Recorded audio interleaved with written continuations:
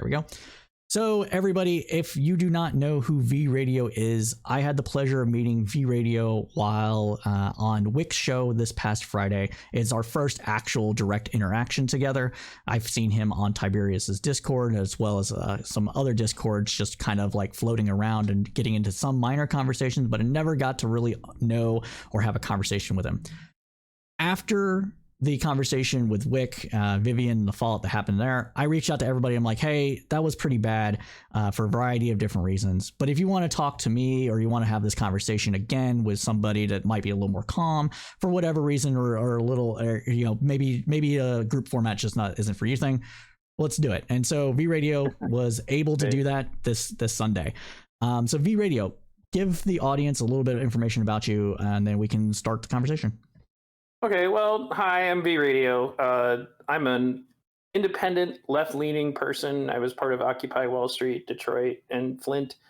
So I've been doing this for quite a while. I actually started doing independent journalism back in like 2008. I took a long break for a while because I have children who wanted to be involved in sports. My dad was not really supportive of anything I wanted to do, so I was not going to be that guy, basically is what it amounts to. As a consequence, I had just kind of pulled myself away from politics for a long time. And what ended up changing for me was that I had seen the direction things were going. But more importantly, I think what motivated me was just that there was a lot of, just blatant disinformation. I mean, some of it was like when Bernie Sanders got nominated, that kind of energized me a little bit to be interested again, because there was finally a candidate that I could actually kind of get behind. But at the same time, there was also things that were happening at the time. Is basically like the Kyle Rittenhouse thing was one of the biggest. Was that I was watching it go down, and there was so much stuff that people were saying all over the internet that just wasn't remotely true. Like it's not a question of opinion. These are things that like you could get, proof of what was happening and what wasn't. And people were still like so polarized about it, so tribal about it. And that was one of the things that motivated me to get back out there, because it was frustrating to watch people like just kind of put together these little Twitter videos and stuff like that to try to get some idea of what was happening. And they weren't really getting a good picture of it. So I did a documentary about it, and my work actually managed to get Joshua Ziminski arrested. They used my video during the trial too. And it wasn't just my work alone. There were other investigators who gave me information, for example, to identify who Joshua Ziminski was. He was the first shooter. A lot of people don't even know who he is. But he's the first person who fired a firearm. Was he the person who fired it into the air in that incident, or this was? Yeah, he was. He was. But the point is that was a really critical piece of information that a lot of people didn't have, and they still don't really talk about it. But the point is that was one of the things that launched me back into getting into it. And then I realized, beyond just the Rittenhouse thing, I was like, man, people are just lying constantly about everything.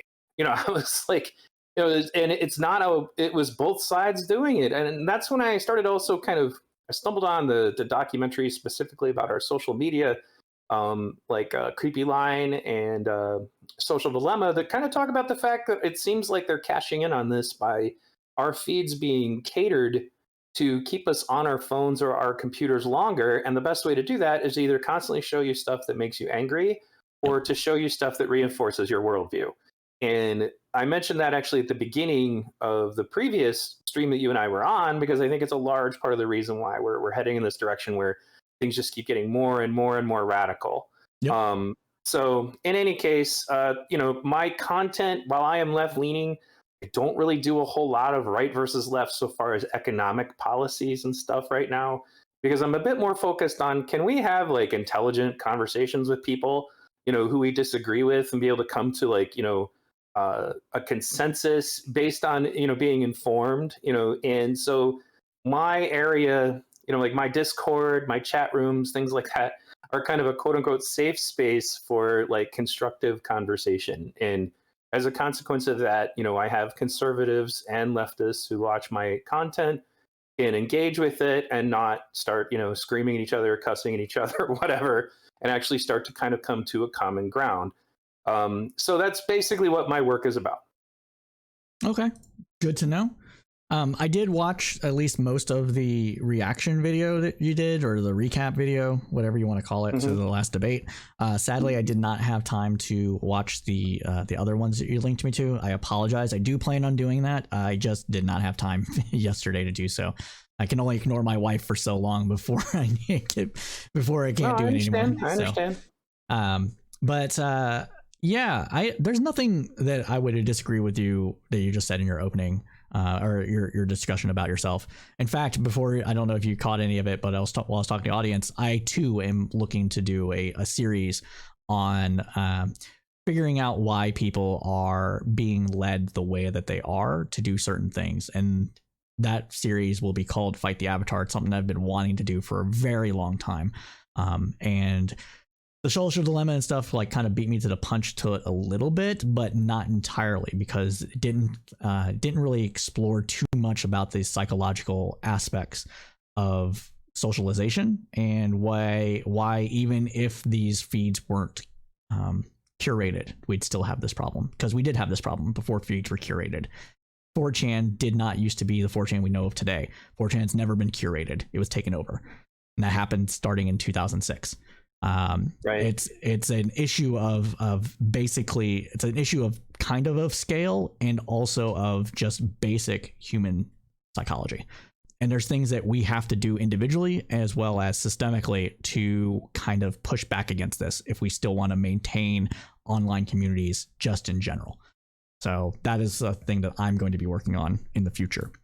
So yeah, I think do we're a probably whole on this series called "Do You Think for Yourself?" That's about these psychological effects that people don't realize that everybody's susceptible to. right. But if you're aware of them, that can help. So things like the Milgram experiment, or the Ash conformity experiment, or the bystander effect.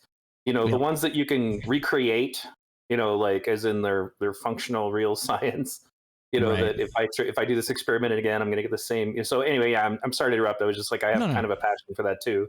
People need to be re-equipped with how to, like I would say, self-defense for your mind. Like at the end of the day, I tell my audience all the time, you're not going to agree with everything I say, and I don't actually want you to. Like, I'm not a Vosh or a Stefan Molyneux. That's an army of like people who just agree with everything they say. That's not me. Stefan Molyneux. Yep, I actually debated Stefan Molyneux many years ago. I debated Stefan Molyneux, but via YouTube comments on my old handle. So before he went down before he was open about being a race realist. Anyways, because I saw that happening too. It's kind of weird to we're in somewhat similar circles, not knowing each other at all. It's kind of fun. So yeah. So political violence. You were saying there are things that trigger people, yada yada yada. So let's get so far as okay, I was talking about like there are psychological effects that everybody is susceptible to, whether they realize it or not, that are like long-standing established psychology. Right. And one of the major ones that I talk about a lot is the Ash conformity experiment, which isn't necessarily about political violence necessarily, but it can be. But basically it's an experiment that you can reproduce. People have done it. The experiment is actually only being done on one person, but they don't know that. And they put lines on a wall. And for the first three times, everybody's giving the correct answer to like, okay, which one of these lines is the same length as this line? Basically, the correct answer. And then after about 3 answers in, they start giving the wrong answer. And they're trying to gauge on whether or not the person, because they don't know that everybody else in the room is an actor. Basically, everyone else in the room helping with the experiment. And so 2 things that they found, the first of which was it was about 30 to 40% of the time the person will just go along with it and start doing what everybody else.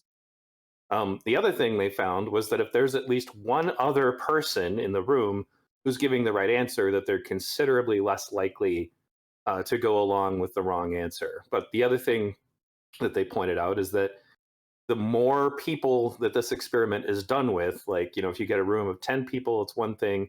3 people, it's like, what, are you crazy? Like, of course those lines are, but you get like 30 people in the room, well, now you got a problem.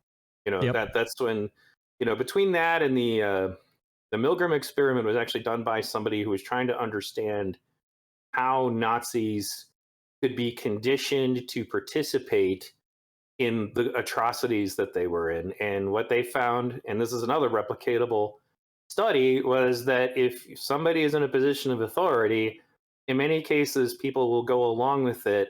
And that's kind of like the Nuremberg trials. Well, I was just following orders, Yep. and so those are things that are real psychological phenomenon. I would say combine that with the fact that humans as a species are so arrogant as to believe that we are completely devoid of any of the animal instincts, like the herding instincts and the pack instincts and stuff like that. And we still are susceptible to all of those things. What I Yep. would say makes us different as humans is that we can still study and come to a better understanding, you know, um, and hopefully be able to mitigate how much those things direct our lives. That's why we don't go around doing every negative impulse like say a caveman might do, right?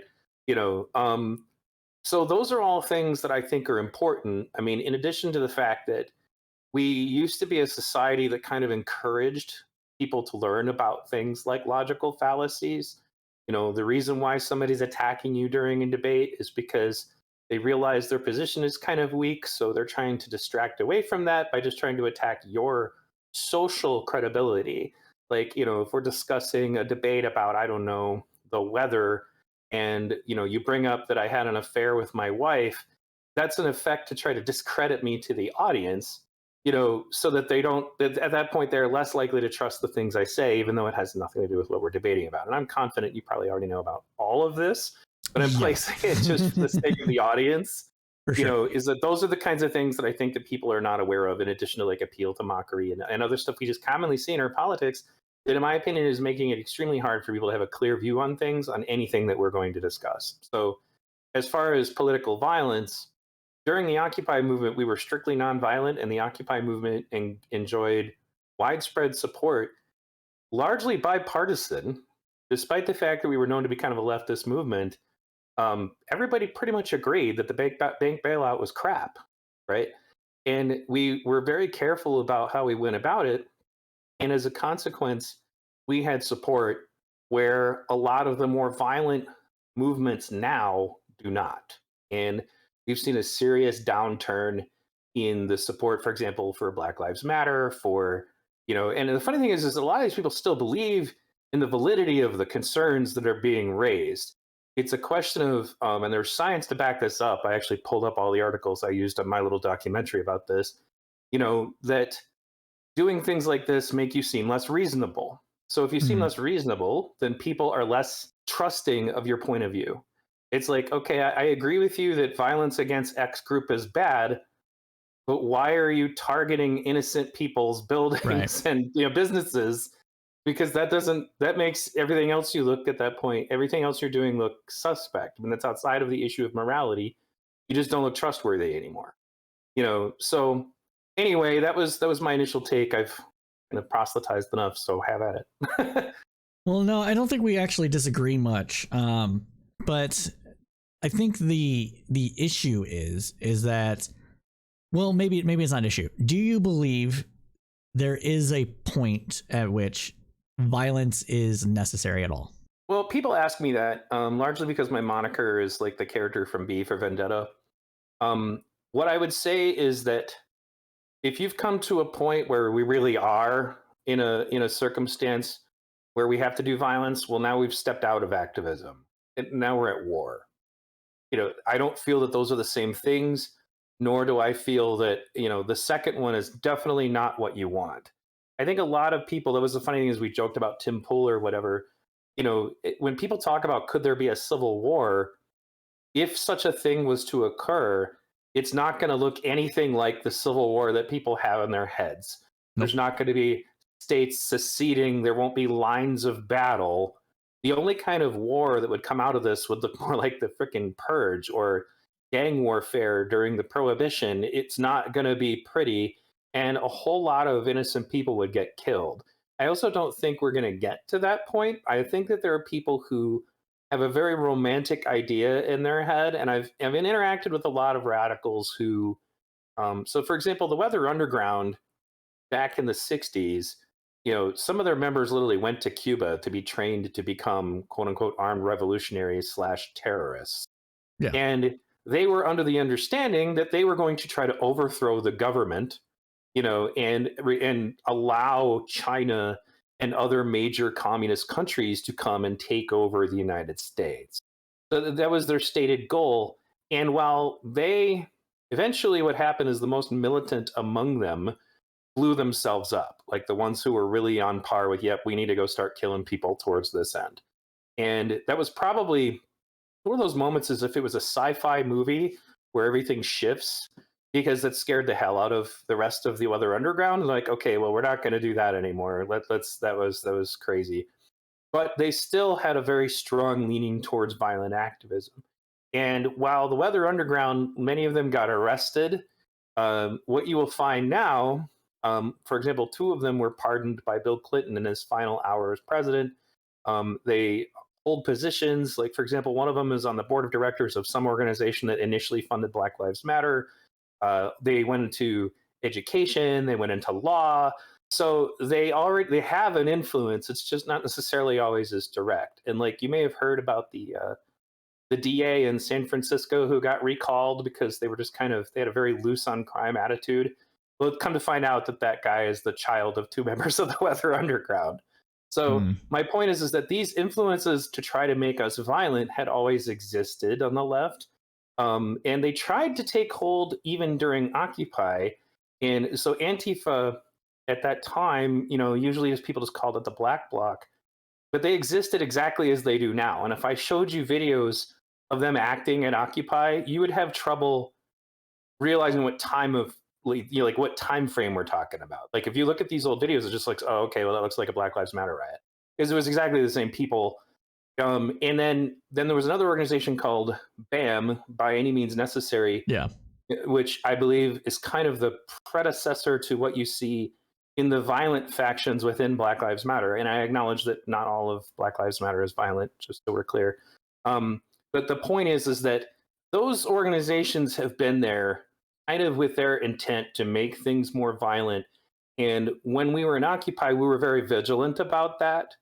But now, instead, and this is kind of where I come from, like, as far as like the aspect of this where the current left has some responsibility, is that what we don't do enough of is we don't call them out. We don't, distance ourselves from it. And if anything, in many cases, we do things like try to become apologists for it, or we rename it like, well, these aren't riots, they're uprisings, or, like we find some other way to like try to play word games around it. So go ahead. Well, okay. So this is where we're going to disagree. Sure. Ferguson, riot or uprising? I'd call that one a riot. You call that one? Why don't you call it an uprising? What's the difference? What's the distinction? Now, I want to be clear that I didn't look as closely at Ferguson because I wasn't completely plugged back in yet. But, you're looking at... So let's go over just to help me. Is Ferguson the one where Richard Spencer got punched? No. That wasn't Ferguson? Well, okay, I'm going to say no, I don't think it was. Ferguson happened after Michael Brown was killed. So Oath Keeper showed up with Alex Jones as well. Just another wrinkle in there. Okay, well, so I guess the question then was, okay, if we're going to say uprising, I don't think anything that has happened in the last like quarter of a century would qualify. I mean, the question is, let's define uprising. That would probably help. What do we think uprisings mean? So an uprising is probably, I guess the best way to say it would be a legitimate culmination of grievances that turn violent in order to... It's not even steered necessarily, but it's the culmination of legitimate grievances that turn violent due to the actions of mostly the state. That would be the easiest definition I could come up with. So I'm sorry, I had to make an adjustment. Can you repeat that one more time? I promise. The culmination of legitimate grievances that turn violent due to the actions of the state. Okay, so then what is our objective then at that point that's different than a riot? A riot tends to be just more chaotic, and I don't know. It's very thin one, but That's why I Okay, want to know so why we're you. establishing that it's thin. I think that I would kind of put it in the direction of framing, and that's why I felt that they were kind of playing word games when they call it uprisings. No, I Um, wouldn't say it's a word game, because there is a distinction, even though it might be thin. So the reason why I would say specifically that Ferguson was an uprising is because of how the police reacted to the protest that turned them violent. So the protests in Ferguson were peaceful. Despite the fact that they were peaceful, the police came in with water cannons, tear gas, anti-riot shields, anti-riot tactics, and started, as soon as they showed up, blasting people with beanbag bullets, tear gas, water cannons, dispersing crowds, not running them over, but using their vehicles to get people to disperse the crowd, essentially. In reaction to that, the crowd became violent. It created the violence. The escalation by the police is what caused those to turn violent. Whereas a riot is just. Go ahead and finish. Well, I was just going to mean, like, it just kind of happens. It doesn't. There's not necessarily a state action or an action by another group of people that create it in response to it. Like a riot kind of happens, whereas an uprising is like a direct response. Well, because again, I didn't know as much about Ferguson. Let me shift it in a direction that I think we both would be familiar, which would be, say, Kenosha. You consider Kenosha to be an uprising or to be a riot? Kenosha was a riot, and also people exploiting it for criminal gang activity. So so in other words, there's a riot present, and then there are other people being criminals. Is what you're getting at? Yeah, and then I would also say that that's also there. The element there is that, at least to me, and based on what people had said, some of the more right-leaning people that were there to like protect businesses, the police slow walked the whole night. Whether that was directed by the mayor or the police chief, that's what happened, and so that. There could have been a different approach being taken there that wouldn't have been like it. It's not pertinent. I just wanted to. It just needed to be said. So it is pertinent, and I think it's relevant to discussing political violence in general, because Kenosha is one I'm extremely familiar with. Obviously, having made a documentary about it. So outside of anything so far as like a political motive on the part of the police, there is a strategy that is considered to be legitimate in how to handle riots, and it basically amounts to just let it burn itself out. Like, just let them do their thing, and then when they're finished, they're finished. And I commonly, when it comes to Kenosha, run into two different groups of people. Like, so the ones who don't feel that the armed group should have even shown up don't usually have a solution for, okay, well, what do we do instead if there's a crowd just systematically destroying our city? What they usually say is, well, the cops should have done something. And again, not knowing as much about Ferguson, because I didn't look as closely at it, when you want to get rid of a riot and you want cops to do it, it sounds a lot like what you're describing in Ferguson. So it's kind of a no-win situation. Yeah, but the difference is that it wasn't a riot until the cops did it. It wasn't an uprising until the cops did it. It wasn't violent. The police came in. Well, I'm referring to the tactics. I'm not talking about the background of it. I'm saying sure. It would have been framed that way regardless. And I think, there's a lot of different theories about why the police became hands-off so much. And some people feel that the riots were being politicized. I would tend to agree with that, because we got all these pictures saying Trump's America. Like they were trying to make some kind of impression that Trump did all of that. And again, I'm not a Trump supporter, obviously.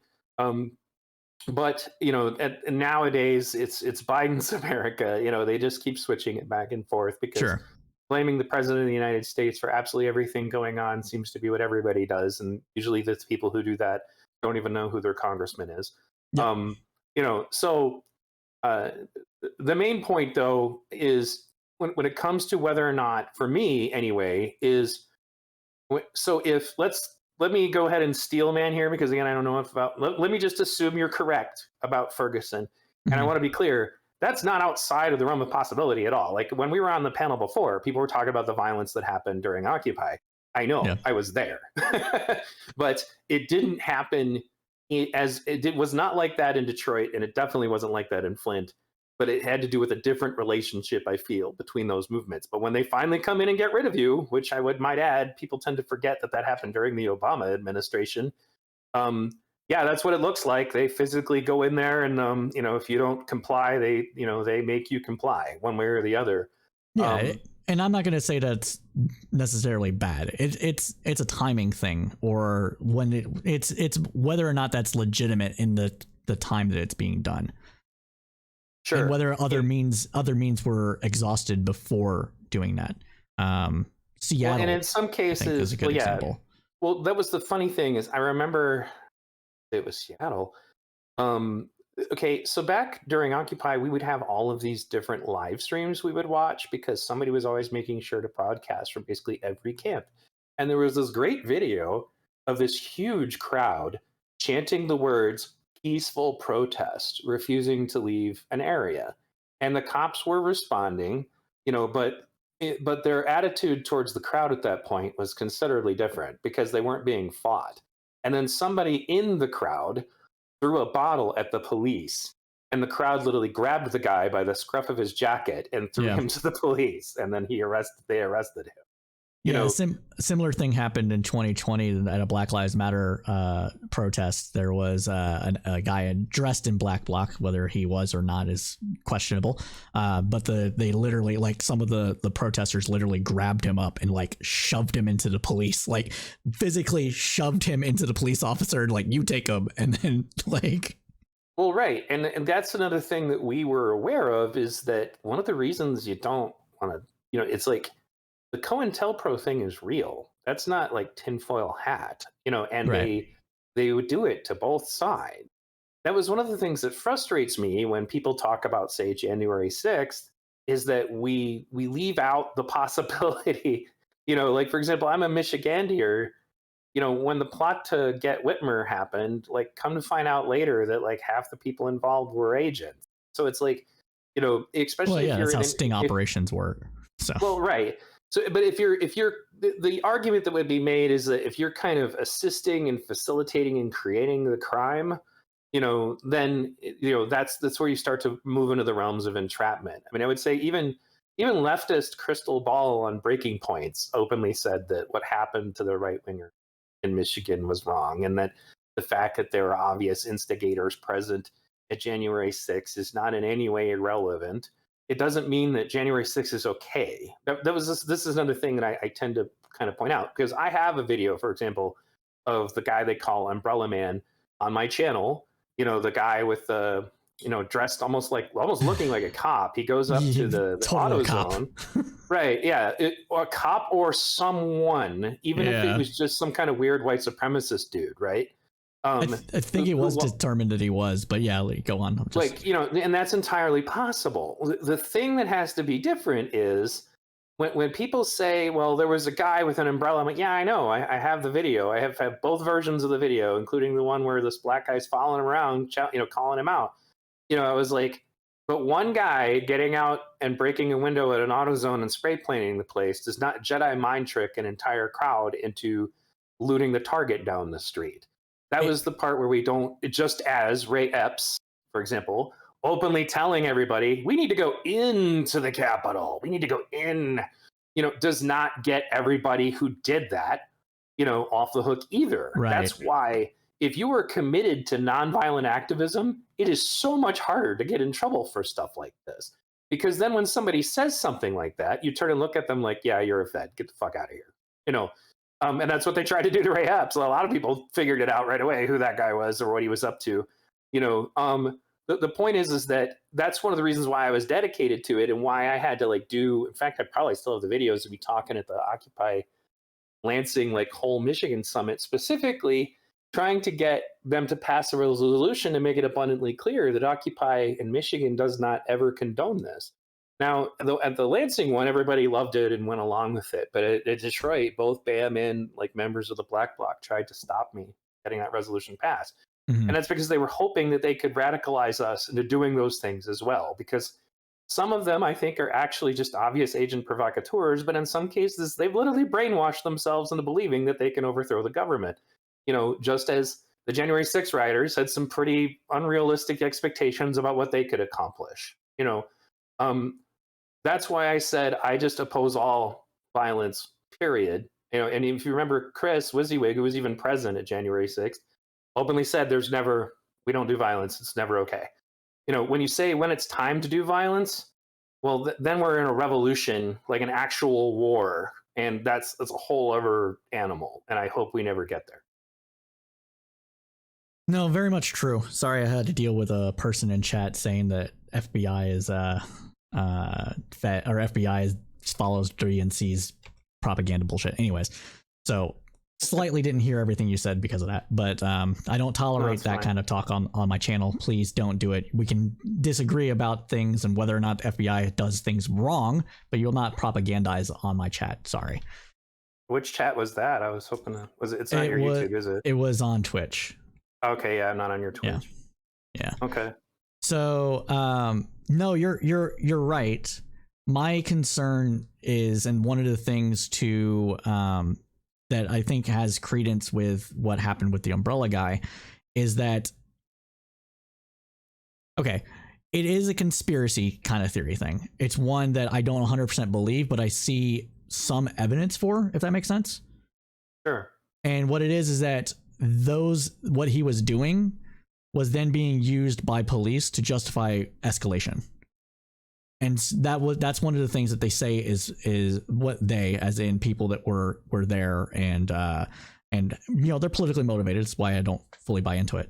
But that action happened. Similar actions happened other places in the city, and those actions it followed where the police were being told to go to.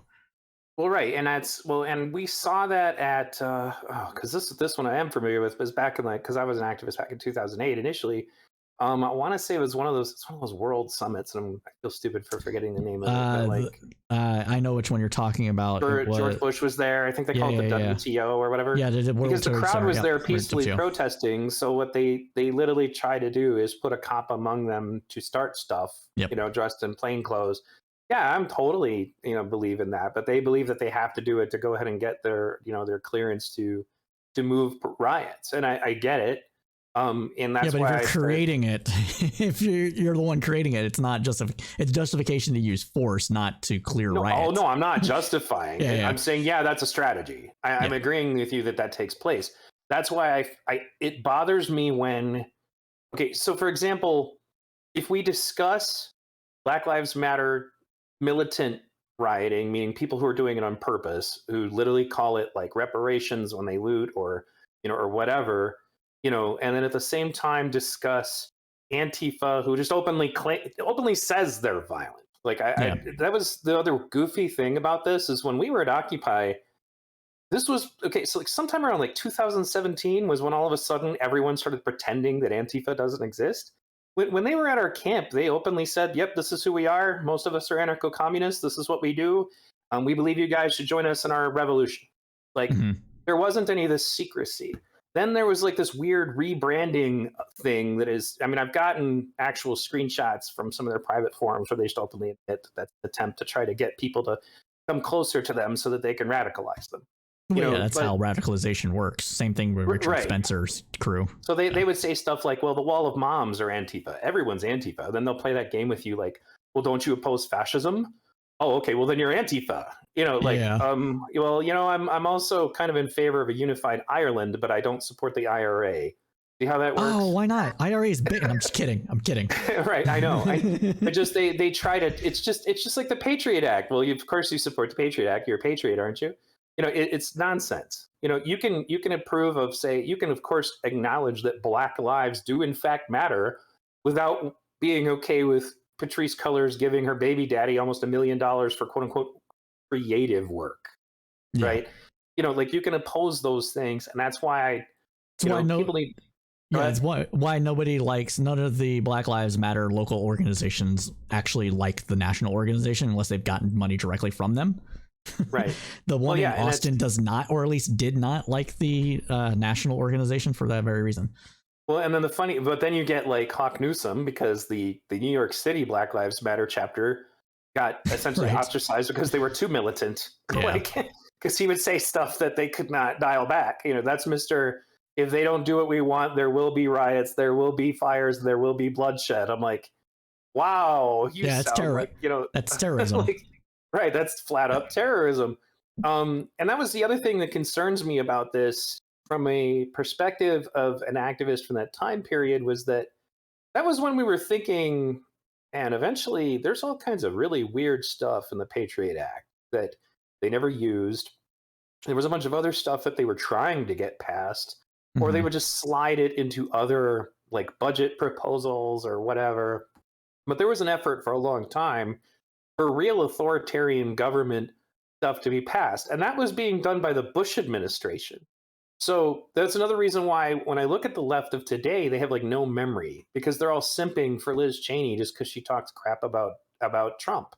Well, like, when you say the left, you're really talking about basic bitch liberals here. Yeah, I guess we could go with that. But progressives are kind of also on board with it. It seems like anybody, if you talk bad about Trump, it's almost like baptism. All of your sins are forgiven. See, that's not the way I see it. I see a lot of people saying, "Hey," and I'm in both camps. So I've been integrated with lefties, like our revolution types, and further left than that.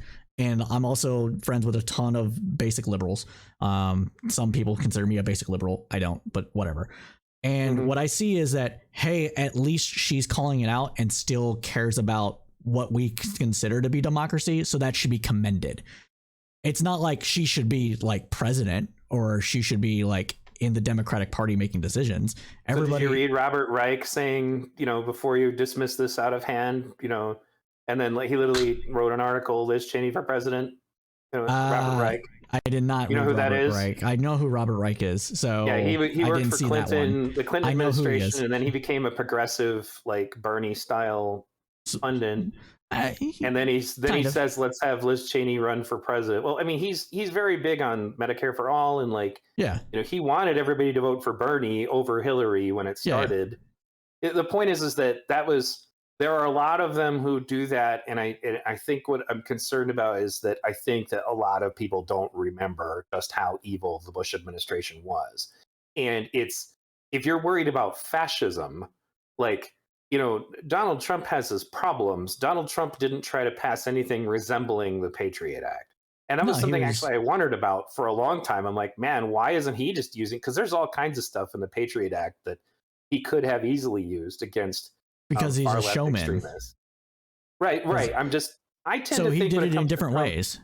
Well, when I tend to think when it comes to Trump is that people tend to believe he's far more sophisticated than I think he actually, like you said, a showman. Oh, he's not. It's almost like he's playing a character, like I doubt, for example, he says many of the same thing. And it doesn't mean, again, okay, so like I end up in a situation frequently because there are plenty of legitimate reasons to criticize Donald Trump.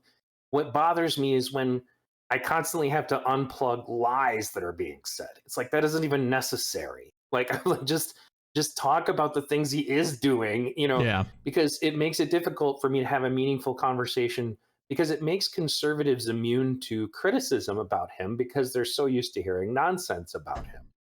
And I think the same thing is probably true in the other direction now with Joe Biden. But, my reasons for not supporting Joe Biden go back to well before any of this. He voted for Iraq. He supported NAFTA. He's like, I knew I wouldn't vote for him way back in, I think he actually ran. Yeah, he ran in 2008. I believe he did. He did. Yeah, along with Hillary. And I was like, yeah, nah, no thanks. And when you bring up the Iraq war now, people are like, well, it was forever ago. Get over it. I'm like, yeah, like the people of Iraq can get over it. That's why there's this weird ideological war going on. And I know you talk about foreign policy all the time. There's this weird ideological war going on the left now. Like, are we pro-war? Are we anti-war? But that's like a segue for another conversation. But, right.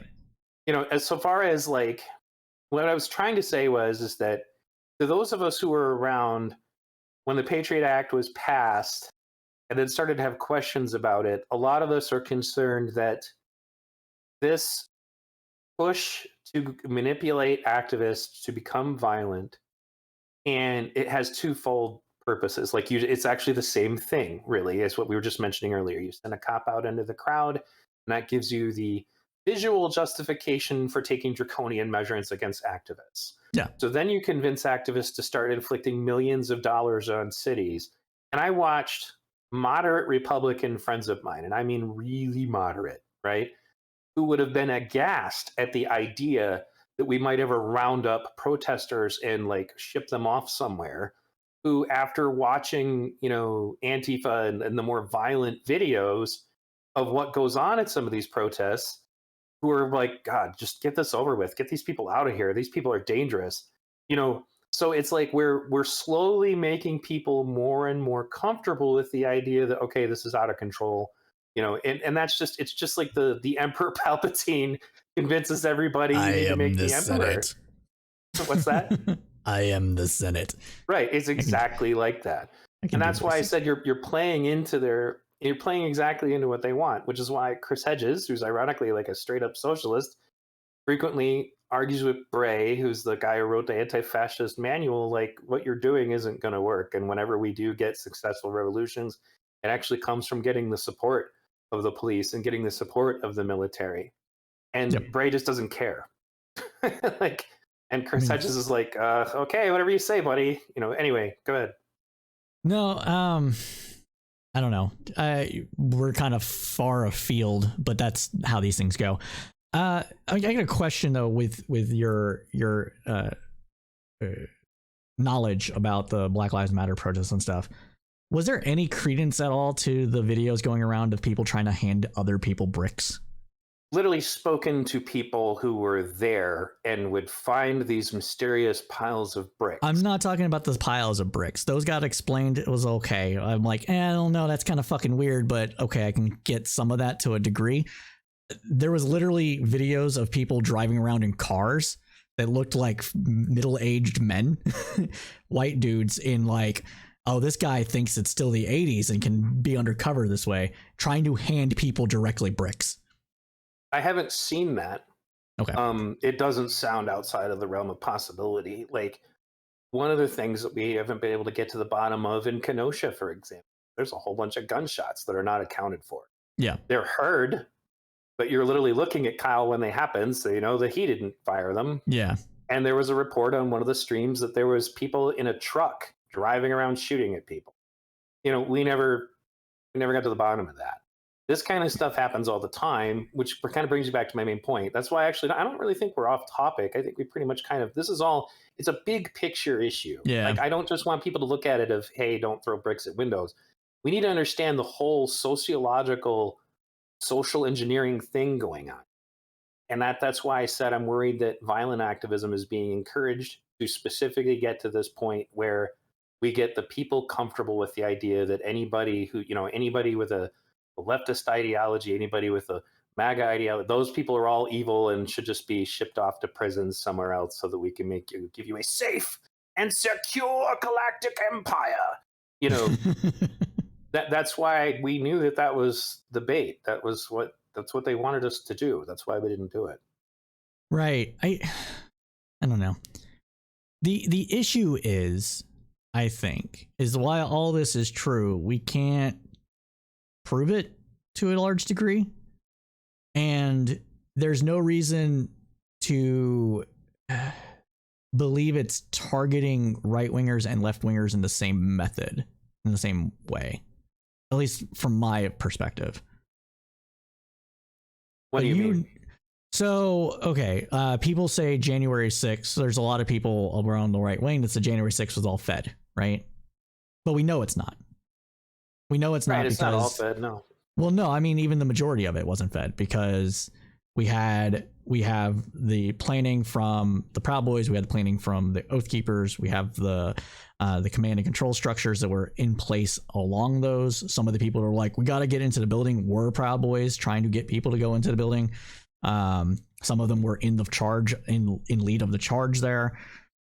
And so that seems to be a fully right-wing kind of natural occurrence, for lack of a better way to phrase this right now. Whereas with like the riots, there's all sorts of questions around them. Maybe it's because they weren't open about it, but it feels like there's more questions about who was actually leading any of that stuff. especially since the activists there were like, no, don't do it. Have More you of ever them were. watched the video of the Columbus statue attack? Yes, but please explain. So the video that was commonly spread was a bunch of activists throwing objects at the police saying, "Who do you serve? Who do you protect?" Right? Yeah. That video got widely dispersed primarily by people we know to kind of be Antifa press. Um, and that would have given you the impression that the whole crowd was behind what it was that they were doing. Oh, I don't believe that. What they well, Gotcha. no, and they weren't. They weren't. That's just it. The police then released a video because they didn't know that this video existed. It was an overhead view, and you got to watch exactly what they did, which was that there was a very highly organized group of Black Bloc, probably about 40 to 50 of them, kind of like formed up almost like a shield wall with their umbrellas. And then they caught video of like plainclothes people changing into Black Bloc. You know, again, these people don't realize they're being videoed. Sure. And they very carefully took the footage to make it look like, you know, everybody supported what they were doing when there was actually this enormous majority of people that are standing there peacefully protesting. Like, what the heck? Like, they're not going to try to stop them, but you know. So what I'm getting at is that is there an organization behind it? I think what you're going to find is that first of all, like I said, Antifa used to just kind of openly, you know, tell us what they were up to, and I'm still on some of those forums, so you can read what they do. They're just maybe a bit more careful about it, but at the same time, sometimes they're not. Like if you ever study Mary Todd's channel, Mary Todd has deep dives into who these people are and what they do, and they post on Twitter, "Hey, come here, do this." You know, Right. like you know, I'm and not that's saying how they there's not. gather everybody. Go ahead. I'm sorry. I wasn't clear. I'm not saying there's not any command and control structures that happen within Antifa. We know there are. What I mean is that it seemed from the outside, and I'm not as integrated into this as you are, that there was more questions about who was leading it from like the Black Lives Matter protest turning violent versus what happened at January 6th. Like there's less questions in my mind of what happened on January 6th because of all the evidence that's been collected versus who were the instigators for a lot of the riots with Now, Black Lives Matter. When I made a documentary about it was actually comparing January 6th to 2020. It was called Hindsight is Always 2020. Basically, I watched hours of raw footage of January 6th, and I kind of came to the conclusion, and I said this during the panel. Yes, there were probably people there under the deluded belief that they were going to get a certain outcome. But there were also huge swaths of people who didn't even know about any of that. Sure. Who were told by Trump to peacefully and patriotically let their voices be heard. So and that's why I pointed out, yes, there is absolutely video, like the tunnel fight in particular is one that's just the most brutal video of January 6th I've ever seen. You know, and I bring that one up because there were still, remember, there were people lying and saying the cops just let them in. I'm like, well, at some locations they did because they were vastly overwhelmed. But the other thing is the you demeanor. take them to a choke point. Yeah, it makes perfect tactical sense. Right. And the other thing is that the demeanor of the protesters who were quote unquote let in was not the same as the ones who were in that tunnel fight. So like that's why, like, I mean, you see this. There's a spot where the New Yorker got that video where you're watching the shaman and them, and they're all sitting in the Senate. And the cop just politely walks up and says, "Guys, can you please just get out of here?" And they're like, "Yeah, okay, we'll get out of here." I was like, "Wow, no, that's definitely not the same energy as that fight I was just watching a moment ago." You know? Yeah, there was definitely people swept up in the kinetic energy that was January 6th. Right, I don't think anybody should disagree with that. Right. And I still think all those people should still be arrested.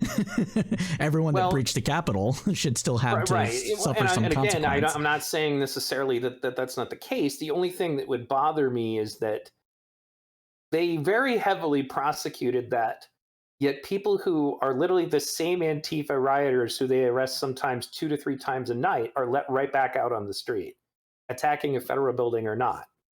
You know, that's where we run into a problem. And I think some of that has to do with the fact, well, which regime is in charge at the time? You know, so if the Democrats are friendly for some reason, and not all Democrats, obviously, friendly for some reason to Antifa protesters, Well, I to mean, they Black Lives posted Matter bail though, didn't they? protesters. Posted bail for who? Well, there were bail. What are they called? They're not. Do Co-op. people post bail? Yes, but a whole bunch of people at January 6th have not even been permitted to do anything like that. And Sure. it depends on what they did, obviously. Yeah. But there is definitely a lot of questionable stuff going on and how those people are being prosecuted. And again, the reason I'm telling the left, I'm like, don't be so comfortable with this. Like the fact that these people are being held, and many, and it's been a while since I looked at it, so my information may be outdated. But some of those people are just being held in solitary confinement, like denied a lot of basic rights that people are normally given when they're in prison. And I'm like, you think it's cool now because you don't like those people, but like again, precedent is a bitch. Right. No, I'm not saying, like, to be clear so that the audience knows, I'm not saying that these people, what's happening to every single person that is being held for January 6th is correct. It is the system that we have. And I have a question actually from my chat. Radioactive Girl Scout says, ask him do you think that people from January 6th should still be in jail without any hearings and in solitary confinement? Nobody should be in, no one should be in solitary confinement. Okay. Like ever? Ever. Solitary confinement is torture. Okay. No, I'm good with that. But that's the kind of stuff they're talking about. And that's why there were a lot of people who have since said, like, well, Jesus, people have been rioting and attacking federal buildings all last year. Why is it suddenly a problem now? Not that that's okay by any means. Well, it's a different government structure that's doing it too. The federal government's always. I disagree. Just what do you mean? The federal government's always going to come down harder, especially when you attack the Capitol, than a state government's going to. More or less, well, unless right. you're New York. In which case, if you're in New York, you get put into solitary confinement for 2 years at Rikers Island for stealing a backpack. Right, and there's a lot to that case that doesn't usually get talked about either. Like, the guy actually had like money and stuff in the backpack. It wasn't like just an empty backpack. Yeah, but he also didn't steal it. Right. Well, the point is that nobody should be held like that forever, and I don't disagree with that. And the funny thing is that I don't know of any conservatives who think that that's okay either. It's where they pay attention to. So there's I know a ton of conservatives that are of the mind that if you commit crime, you should be just in jail, period.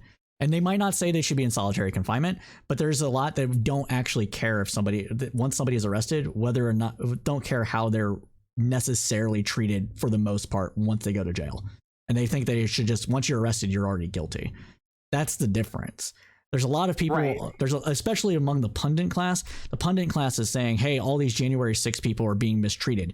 They don't say shit about anybody being mistreated by the criminal justice system in general. In fact, anytime that somebody brings up bail reform or anything like this, you want more crime in the cities. You're being soft on crime. Well, bail reform, though, is in some places that it's being implemented, you got to admit that a little bit of it is crazy. Should people who have been arrested for attempted murder be back out on the street? I did a whole episode about this. So to recap my whole episode, bail should not exist. It should either be reconnaissance or you're in prison or jail rather, and it should be based on the crime committed in your past history. Okay, but you do believe that there are things that you should be held for. Not Wisconsin, Waukesha. Waukesha. Yeah, the Waukesha guy should not have been released from jail after beating his wife or his baby mama. Right. Yeah, he was out on like $500 bail and had an enormous, long, violent history. Yes, but that was a failure not of bail reform. That was a failure of having bail like that at all. Because if he was rich, he would have been able to get out too. And we have an example of that, which I also covered in that episode. No, and I'm all about talking about whether or not it's rich people. That's for sure. I mean, there was that kid. His last name was Simpkins, and he brought a gun to school and he shot 4 people, and he was out on bail that same night. $500K.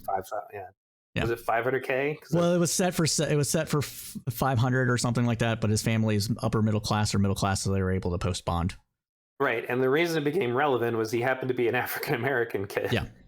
Right. And that's why it kind of broke the narrative, especially since they wanted like $1 million from Rittenhouse. And he was being accused, with the possibility that he may have defended himself, but that one became political. And that's why I agree with you that we should. Yeah, the I'm right sorry? tried to turn the one you were just talking about. Right wingers tried to turn to political as well.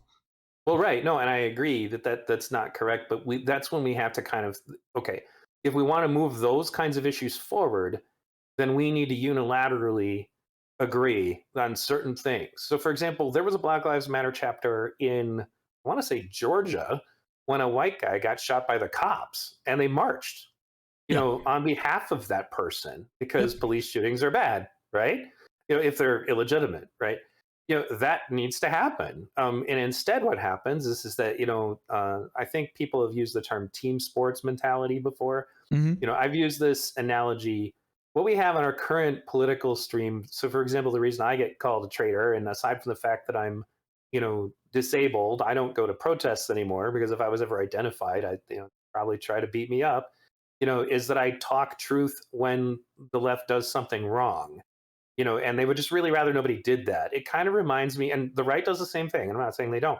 The point is that um, what comes out of that is, it reminds me of, like, let's say you're playing volleyball in gym class in like middle Hmm. school, and your team, like the gym teacher gets it wrong, and they call a point for your team, even though the ball was out.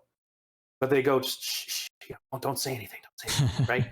Yeah. Like, and if you try to speak up and go, well, the ball, then they'll go after you, right? Like, Right. hey, shut up, man. Like, they're not necessarily going to beat you up over it. The point is that that's kind of the mentality that goes on here. Like, they, when, and I've heard, other debates, where people are saying, well, can you stop talking about bad things that left leaning people do? And I'm like, no, it's called policing ourselves. We used to do that.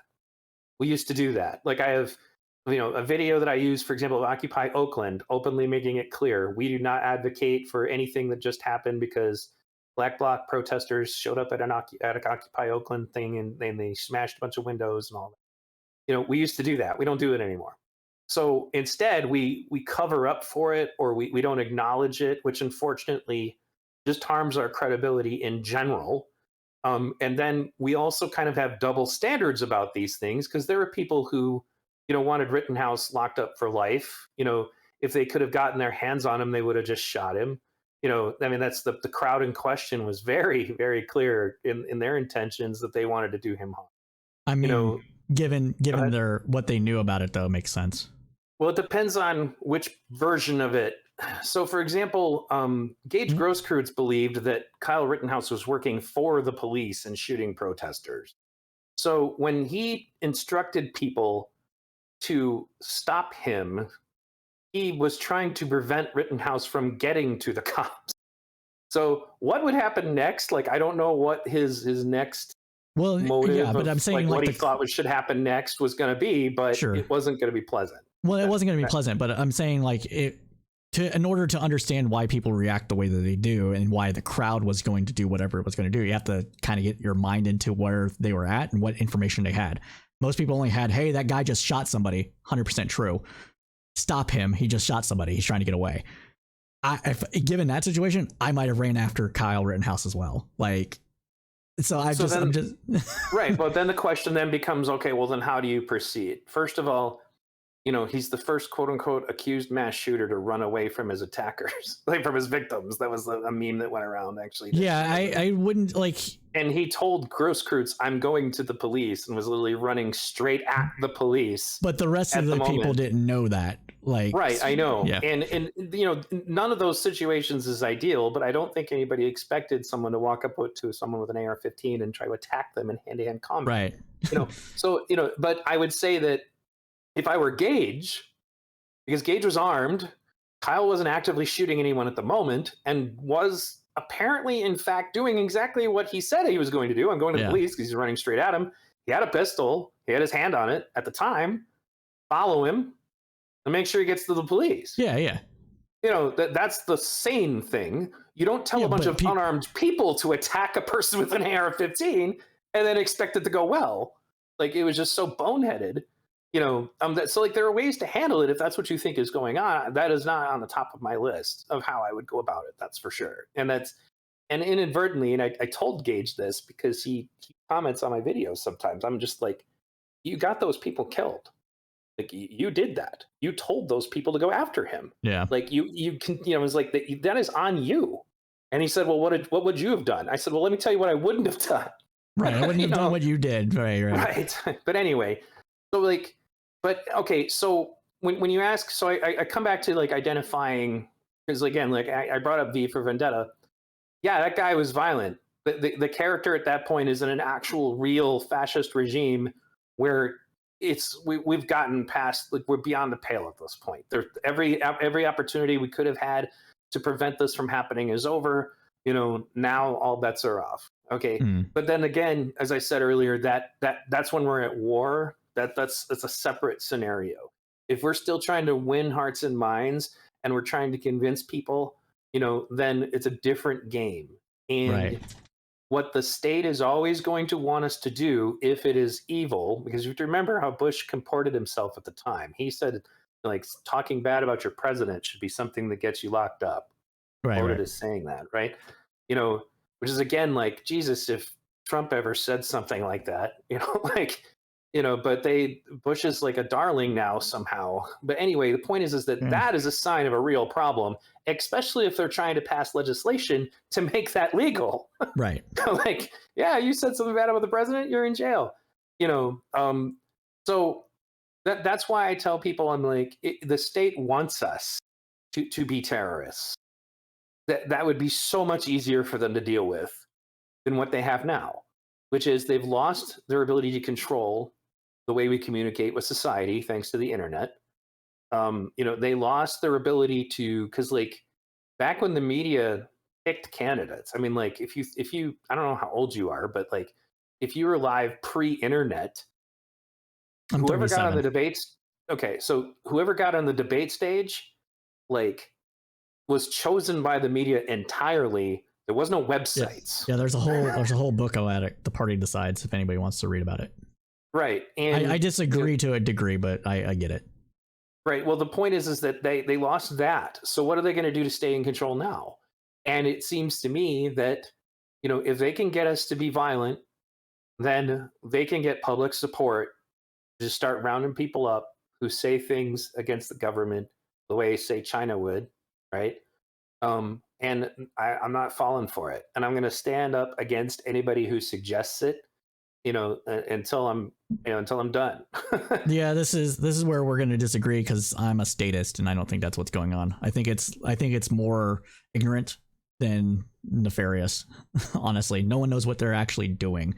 Some people are nefarious and trying to do what you're saying, but overall the state is not, in my opinion. Well, no. And to be clear, I don't disagree with what you're saying. So for example, my brother, he was in the Air Force, and he was an engineer who worked on top secret projects, so yes, he had been to places he's not allowed to talk about, for example. Sure. And one of the things he said was his biggest reason for believing that it would be difficult for him to accept any kind of idea like that is because he had experienced so much blatant incompetence.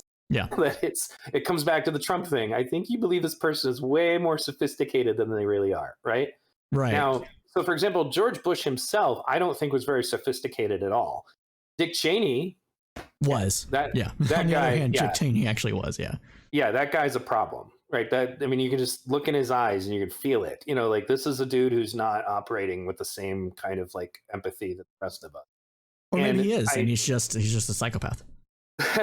Well, I don't know. Is a psychopath of the same empathy as the rest of us? Okay, fair enough. Overly empathetic is the theory right now. Right. So the point is that I think Bush was the front man, because Cheney has the charisma of a turd. Like, he just doesn't. I don't even know how he got through vice presidential debates. He exudes like freaking Darth Vader energy. Like, how would we not know that this guy is not a good person to have in control, right? So I guess what I'm saying is that no, I don't think it's all of the state, but I do think that there are certain elements that people would identify as deep state who would certainly like it a lot better if they could find ways to control us, because they know that they're losing their control. The fact that you and I are having this conversation and that people all over the country are listening to it means that they've lost a great deal. I mean, that's true, but yeah, I don't think they ever had it in the first place, and there's too much ideological differences for any kind of sustained, we're not Egypt. We don't have like that kind of level of deep state where they literally control everything, right? Like people think that we do. Yet. Bannon thinks we do. You seem to think that we do, or at least almost have it. I don't. I think that they're seeking it. I don't. I state really where I don't believe that they have it, because if they had it, then again we'd be talking about a different level of escalation. I don't think we're they. I still don't in even the think they're war of sinking it. ideas. I don't think they're even seeking it. I don't buy into the whole narrative, the whole, like, for lack of a better term, New World Order kind of narrative that they're seeking absolute positive control. There are just some people that want to exploit the system, and that's the majority of people that get into politics. And then there are some people that are ideologically driven to shape politics in the way that their ideology states. And those people will use the power of the state to do so. But it's not the state trying to control people. It's just people trying to either have power or, again, use that power that exists for ideological gains. There's not this comprehensive thing. Well, then let's take it in a different angle. Do you think that the super, super wealthy seek power? The super wealthy already have power. Right. And who owns the government? Shoot, that's a hard one to answer. Super wealthy people have similar interests, and those interests end up converging. There are ideological differences, and those ideological differences play out among the two major parties, or five, if you want to get really into the weeds on it. And no one controls the state in the way that you seem to be suggesting, in my opinion. No, not totally. The state is somewhat of a filter, but I would say at all, definitely really have an entirely way more plutocratic system going on than was ever intended. Sure, I'm not going to disagree with that, but that's not to the level of concern that you seem to have. I don't like. I think you may believe that I'm a bit more radical on this than I actually am. You're coming across of it that way. Okay, no, that's fine. I feel that we need to be highly aware of it, and I feel that we need to be constantly vigilant for it. I mean, that's the whole point of you have a republic if you can keep it. Ben Franklin. Like, are we there yet? Not necessarily. But I do believe that there are people who have engaged in social engineering in our society and will continue to do so. It's going on online right now, which is why I want to do my Fight the Avatar series. But it's not the state doing it's not, or at least not just the state doing it. Well, no, and that's why I said who owns the state, because I think it's the super wealthy. Steve Bannon doesn't own the state. Did you ever watch The Century of the Self by Adam Curtis? I did not. That does. Okay. I don't even know what you're talking about. Okay, it's a documentary series about how Edward Bernays was asked to socially engineer society into being a consumer culture for the sake of making large quantities of money for the wealthy. Sure. And there are more elements to that that, for one thing. Okay, so another set of documentaries, like one of them is called Psywar, and the other one is called Social. It's not called Social. Question. Go ahead. Since we're talking about this, is this violence to you? Is what? What you're talking about? Which thing? All of it. The state trying to control people and manipulate them. No, I don't think that's violence. Okay. That's another play on words I'm really not okay with. Like, what do you call it? Violence. Social engineering is one thing. Psyops, you could call it psywar in its own way. I don't call it physical violence. I actually think it's kind of dangerous for us to play around with the word violence the way that has been played around with lately, because then it becomes the justification for people just to physically attack, to be physically violent, right? So how would you stop something like this? The biggest way to stop something like this is to make people aware of how they are susceptible to it, so that they can protect themselves from it. And if that doesn't work? If that doesn't work, you should probably move. but the entire world's controlled by a global elite. Yes, to more or less, like to greater and lesser versions. I wouldn't say that under control. I would say that there are pieces on the board, and that just like in the game of Risk, the more you play around, like, you'll have more pieces in some parts of the game and less pieces in others. when you get geopolitical, then you gotta like I call it like when you're playing an MMORPG and you use your Right. middle mouse button to scroll way up, you know, Yeah. rather than to scroll way down, which is like, okay, now I'm in first person view, right? Um, I think that I think it was actually George Carlin who did a bit about this. He just kind of pointed out, he's like, why is it so unreasonable to suggest that wealthy people would get together and have a plan? You know, and I'm like, well, yeah, it makes perfect sense. And like you don't even have to go full deep Alex Jones to look at things like the Bilderberg group and scratch your head like, that's interesting. Why are those people doing that? Um, what I think is the reason why you don't have one solid control is that they are still kind of fighting amongst themselves over which one of them will have more influence. Meaning, whoever those forces are, like because there's different, ebbs and flows and tugging back and forth. So, for example, I fully believe that communist China is trying to manipulate things over here, just as I'm sure we have agents trying to manipulate things over there. So you've got that level where the states do it to each other, right? And then meanwhile, the wealthy have their own interests, and their own motives, and most of them have to do with how can they make themselves more wealthy. Those are not always concurrent with what the states are doing at a given time, but they wield a lot of influence, especially if you have a plutocratic system determining the outcome of your elections, or at least heavily influencing, right? So um, that's why I would say is that you can't point at just any one entity because there's still kind of a war within a war, so to speak, going on between powerful people to determine who's going to get more influence out of it at the end. Fair enough. I don't entirely agree, but that's because of my own bias. Because I'm a statist. So. Well, and I'm not. That's the other thing I want to be clear. Like, I do believe that you can evolve past the state. What I don't agree with is a lot of the current branch of anarchists that I run into. There's some really unrealistic ideas, and they don't really have a good formula for solving the problems that the state was designed to solve. No, they Like just they just rediscover want them. to, Like right? with the Well, chop. right. Let's just turn off. Well, yeah, Chaz Chop's a perfect example of how utterly naive they are, right? You know, they want to throw a lever and just turn off the police because they think that does it. Like they think, well, let's turn off state authority, and that's just ignorant of the fact that the authority still exists in places with weak states, and it definitely exists within places with no state.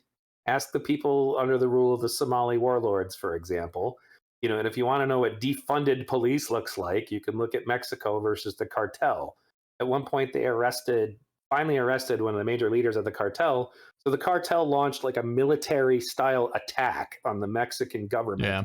And force them to give them their back. That's how much power the cartel has. So if you're going to dispose of the state, you better have some idea in your head about how you're going to solve that. And I've heard two different versions from two different members of Antifa saying the quiet part out of one. One of them said that they believed that the Antifa militants themselves would be able to successfully deal with this issue. Not only did Chaz Chop prove that they in no way are competent enough to handle that. Well, wasn't it a gang leader too, though? Just to be which fair. One? The guy that was patrolling the area.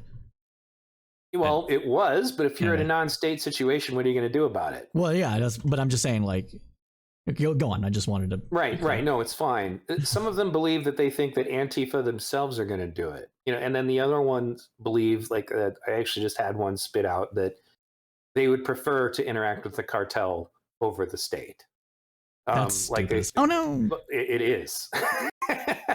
Yeah, I got. It was somebody apparently who was present for the murder of Jay Danielson at the hands of Michael Reinhold. Actually, was the one who said that like, well, if the cartel shows up, they'll be on our side. No, whose side do you think they are on? The fascists? Or I'm like, no, they're on their side, dude. They would be the fascist, like.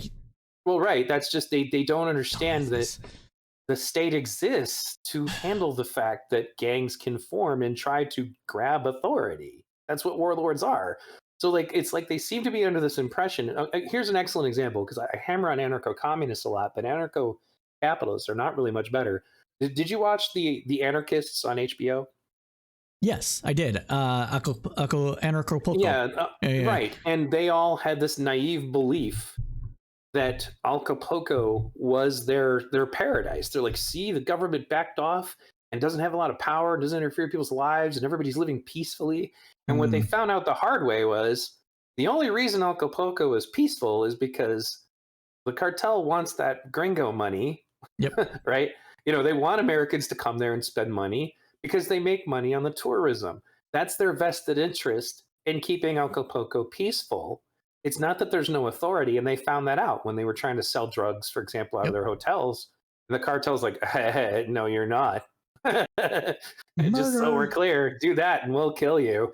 And they backed off of that. And then eventually one of them did get murdered, Yep. and by the cartel, and it seems like it was probably had something to do with drugs. So but they allowed themselves to believe that the peace in Acapulco was just an example of what happens when the state is absent, when the reality is the peace was just being kept by violent criminals who will behead you and murder you down to every last member of your family. And I just it's they don't have an understanding of it, or they naively believe that they could do something to stop them. And A lot of go them ahead. just want to be feudal lords, though. That's what it really boils down to. I want my own private police force to deal with my problems and not have anybody tell me what to do. Well, right, and they don't really. So, here's a perfect example. There was an account, actually a fairly prevalent account. The guy was anti-Fash Gordon on somebody accused him of sexually harassing someone else in Antifa. So then what happened was the faction that believed him and the faction that believed her were all technically Antifa, Mm-hmm. but they didn't have a way to adjudicate that.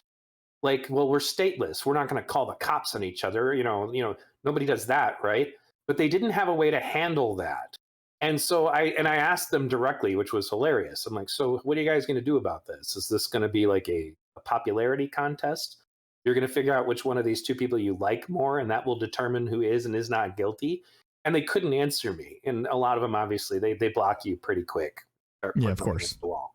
So the point is that they don't have a way of handling it. They're hoping that they can handle it because they think that the way they operate within the block will be how that they will do everything else, and that doesn't always work out for them either. Like, there was a huge Twitter argument that went on between different Antifa accounts when Antifa got the crap beat out of them. I want to say it was in an Olympia, but they were all fighting amongst themselves about whose fault it was that they got their butts kicked because they didn't really have leaders.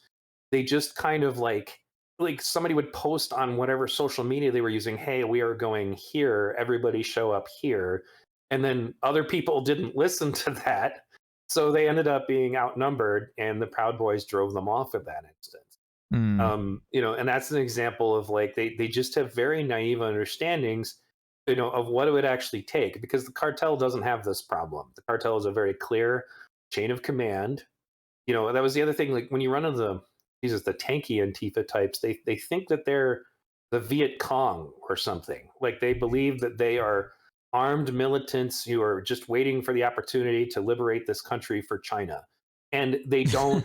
I'm like, dude, you have no idea what you're talking about. Well, no, yes, we do. We've been fighting this militarized police force. I'm like, I assure you, You have not. fighting war does not look anything like throwing bottles and and yelling obscenities Here, at police who have been ordered not to shoot you. here's It your doesn't look chance. anything Go, like that. go join the Russian military against Ukraine. Well, right. But they don't. It's one of the things actually that Yuri Bezmenov. Do you know who that is? You're even best enough. It sounds familiar. He It's an sounds older familiar. name. So he was a Yeah. Soviet KGB defector who showed up in the United States. Oh, was he the late guy that 70s. said that laid out all the plans? Right, and this is how it goes down. Manipulations. Yeah. Okay. What led him to leave was that he had been told the final story, because he was assigned to work in India to try to radicalize them to come into communism. He found out that a whole bunch of people that he had befriended when he was converting them to communism were slated to be executed if they ever invaded India. And the reason why is because they know they can't trust radical. They know that if a new regime takes over, they're going to be this group of people who naively believe that they're going to be appointed to positions of authority in some way, and that because they already believe that rioting and uprising is the way to handle it if you don't like what your government's doing, those people can't be tolerated in a tanky authoritarian communist society. So that's why he left. Like, they don't understand that if they ever won, if they ever got what they wanted, they'd all be lined up against the street, up against the wall and shot. Like, because there's no place for them. Like, if China comes over here for some reason, again, this is all really unrealistic, right? But like, if they ever actually started taking over this country, it's not going to look anything like what any of those people would want. Like, they believe that they do. But that's part of the problem. Is there are people in our education system right now that are telling people a lot of lies about this. And when you try to talk to them, the tankies literally will believe that every negative thing you've ever heard about Stalin is all capitalist propaganda, and everything Who in you've ever heard that was education's bad about doing that exactly? who in education. Yes. Well, they claim they learn it from their professors. I'm sure that that's what they claim because it's easier. You don't believe that there are professors who do? There probably are, but they're not anywhere near the majority. Right, but there's enough to do damage because there's enough to do damage in any movement. Most I'm of not these going to people say get that they're recruited learning it. No, I think most of these people are getting recruited online. You think they're all getting recruited online? I think. Do you remember what I mentioned earlier about how the Weather Underground all went into education or law? Yeah, I am aware what the Weather Underground. Before you even mentioned it, I'm aware what the Weather Underground did. Yes. Right. I'm just using it as an example of what I'm bringing up here. I'm not saying you're not aware. Right. So when I bring up a point, don't assume that I think you're ignorant. It just may mean that it's relevant to what we're saying. Okay. Fair enough. And I have to be clear about that because I just usually I'm gonna if I bring something up that's valid, if you don't understand it, ask, or if you're not aware of it, ask, and then I'll elaborate. But if I'm making a point, sometimes it's going to be necessary for me to kind of evaluate. Okay, these are the relevant pieces of information, right? No, I do the same thing. I just didn't want you to think I was talking down to you. No. That's stuff. We're good. We're fine. So, so you don't believe that there are people in education that are pushing communism? I don't think there's enough of them in education for it to be a concern of education in general. Does that make sense? Well, I believe. Okay, I understand where your belief comes from, and this is not something that I have nailed down yet. But there are a lot of people involved in education that at least have enough, proof that there's an awful lot of things that look like Marxism that are being incorporated into our education now. Such as? So, for example, what are your thoughts on critical race theory? Critical race theory is a Marxian lens to look at the relations between race and class within the United States, or pretty much any imperialist, colonialist area. So you can use it to do the same thing in Singapore, for example. Well, right. So, but as you just pointed out, it's Marxian, right? Sure. There's nothing wrong with that. So if you're teaching communism or Marxism. No. Okay. So let me be clear. So it is a philosophical, not even philosophical. It is a critical lens in which to evaluate what is going on from a sociological perspective. It doesn't necessarily mean that it's like, oh, we have to destroy the entire structure to rebuild it. That's not necessarily what it means. There's some people that are going to think that. But it's really like a critical analysis thing. It would be the same thing of looking at, if you're anti-state, it's the same way of using anarchy to look at the lens. You're using anarchy as a lens to look, to critique the state. Okay, so we have a term that we're using then called lens, and yes. And that is to say that you're looking at this information from this perspective. Okay, correct. So. One of the problems when discussing critical race theory is that there are a lot of different people, and this is before we even get into any Fox News stuff, okay, with different motives and different energies into how they interpret what it's supposed to mean and what its final function is. When you read the original document, whether you're talking about Kimberly Crenshaw's work or anybody else, you find that there's a lot of stuff in it that literally just takes its roots from Black nationalism, sure, pro-segregation, right? Yeah. So but as you pointed out, it's Marxian. So I get that, and maybe that's not straight up communism, but it tends to be a radicalization effort towards a certain end. Why do you think it's a radicalization effort rather than being a critical analysis? Well, what is okay? Well, the end result of it, how often do you get involved with that and recognize that you're dealing with people who also then eventually start talking about being anti-capitalist? I Where are those people headed next? Okay. I see. Hmm. Well, I would say it depends on the person, because I am not anti-capitalist, but I think CRT is useful. Okay. My perspective on capitalism is that I would like to see us eventually evolve out of it. I Mhm. think eventually it will happen regardless, because I don't think it's sustainable. However, we should not and could not replace it with authoritarian communism And I or would with say that anarcho-communism. most people that use Marxism as a lens in which to critique capitalism or any other social structure for that matter that ends up cleaving around some sort of class structure, because you're going to have a different class structure in every single society, don't necessarily see it that way either. Well, Like, now they're not going to go obviously AMCOM for it. well, we've obviously moved. Well, Antifa is largely ANCOM. At least Of they course, believe they Antifa is, are. but you know, Right, but whatever. and then Black Lives Matter's founders, and obviously we know that they're grifting now, but Yeah, they well, all started off as Marxist activists. Sure. And then you look at Weather Underground, which was straight up communist, Yeah, and they're influencing all of those groups. I think it's you're not wrong. I just don't have the same level of concern that you do, because one, it's not very large. Two, probably a little bit of my political bias, and three, again, these lenses to which to critique the world are useful. When I look at geopolitical stuff, I use realpolitik as a lens, as well as democratic peace theory as a lens to look at how the world operates on a nation to nation level. So Scrappy from my chat is asking, can you tell us how you feel critical race theory is? Critical race theory is useful because it allows a person to look at the power structures that exist within a nation that may or may not cleave around race.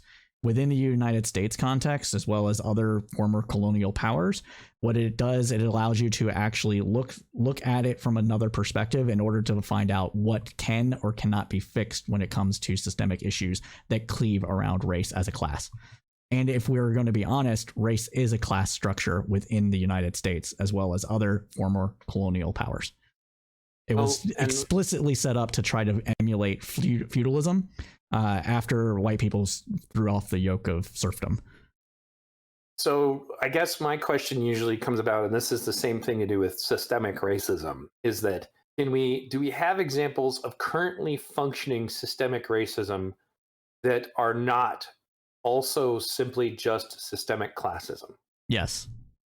Like pretty what? much anything that deals with the war on drugs, housing situations, War on drugs and wealth is systemic disparity. racism. It's not systemic classism. Correct. War on drugs was specifically designed to go after both the anti-war protesters of Vietnam, as well as to control the rising black population within the United States that was getting a little more not nationalistic. That's not a good word for it.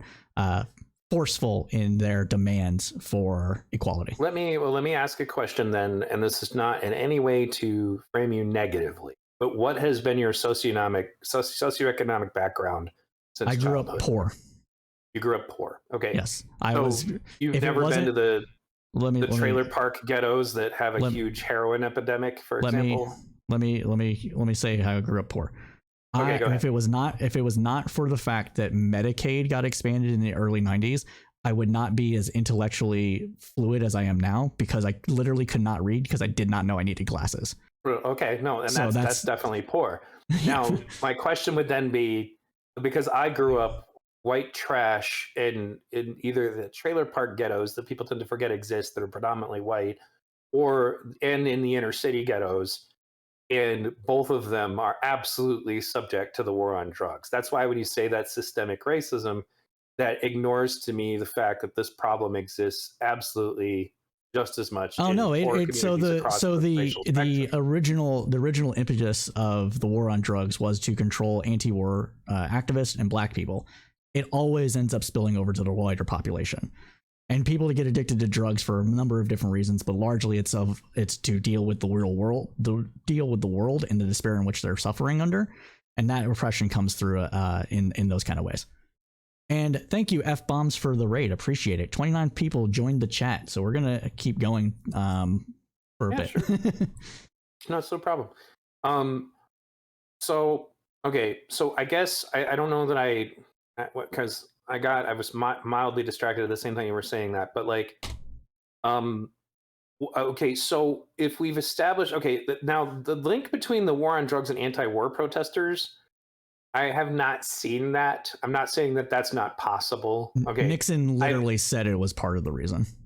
Okay, it wouldn't surprise me. I'm not opposed to what you're just suggesting. Okay, however, what I have come to experience being on all sides of this is like, as far as like the racial part of it.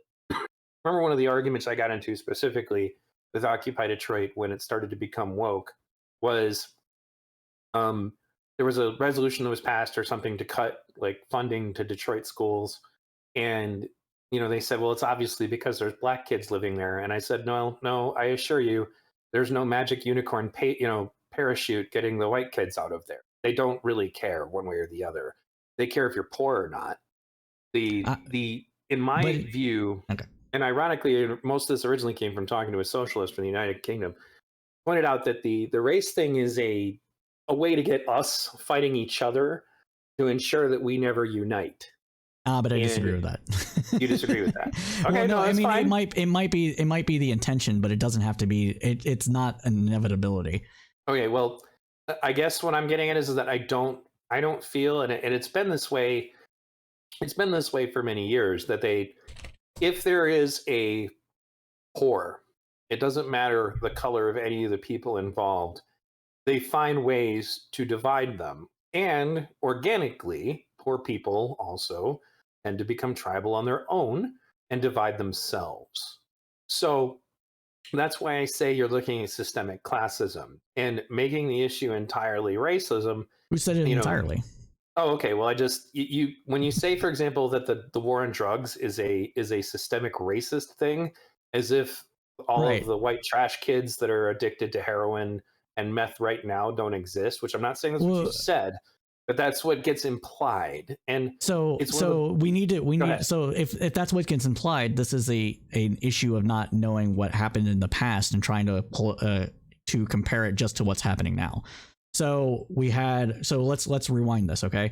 In the 90s, meth was pretty much only targeting white people. So all the ads on anti-meth stuff in the 90s were all about white people around the Midwest being either in trailers or in apartments, getting high and turning tricks in order to get meth. That was every single freaking ad. They're amazing. You can look them up on YouTube. It's disgusting, but it is what it is, right? Go back to the 80s. It was crack. Everything about crack was black people. Go back to the 70s. Everything about heroin was black people. Go back to the 1950s and 40s. Everything about pot was Mexicans and black people. Cocaine was not targeted as forcefully as crack, partly because it was the drug of choice among affluent white people, and also because they really wanted to, with the war on drugs and things like that, they wanted to control some of the black population. We can't ignore these things. I'm not saying that you're saying that we need to. I'm not ignoring them. it per se, but I would say I've just known too many white crack addicts to agree with that. But they're not being specifically targeted by these laws for the disparity that exist. The black people were. And those laws that end up getting created end up spilling over onto the poor white population because it's a law that is trying to not be as racialized, at least in how it was written, even though that was the intention of the people to write it. Because Lee Atwater said you can't go around saying the N-word all the time anymore. You have to talk about integrated busing. You have to talk about, or forced busting rather. You have to talk about drugs. You have to talk about violent crime in Chicago. You have to couch these issues that have racial overtones or undertones, depending on how subtle you're being, into a broader narrative in order to avoid the people that are going to outright and see that you're a bigot among the less racialized people, even though those are the people that are writing the laws are doing it for those reasons. Okay, so I guess this is where we're going to come to a point where maybe this is where I feel that you're a little more conspiratorial than I am about it. Which is to say that I don't think these people really think up how to specifically target black people anymore. It's not Not anymore. That's why it's systemic. So when you come to systemic issues, you don't have to have out and out racist for it to continue. The system itself was designed in such a way that it perpetuates the racism. okay. So when we got past the point where we weren't redlining anymore and we're not Jim Crowing anymore, is there a point at which we just acknowledge that rather than trying to segregate and more importantly, and this is where it becomes a problem of division, when we were at Occupy, for example, and wokeness showed up, we went from the unified 99% who literally really felt like seamlessly like one tribe, right? Like like if you watch The Walking Dead, for example, the characters in it are usually from extremely diverse backgrounds. There may sometimes be some individual racist characters like Daryl's example, but at the same time, it brought people together from all of these different walks of life who may not have ever interacted. And the reason I bring that up is because that's what Occupy camps were like when it started. Okay. Okay. Then wokeism shows up, and then it becomes necessary to create a hierarchy of oppression, which is to say that my point of view, my words, my feelings are more important than yours due to my place on this progressive stack. And it's one thing to be sure that people of color get their voice heard, which absolutely they should, but I don't really feel we had that problem before wokeness showed up.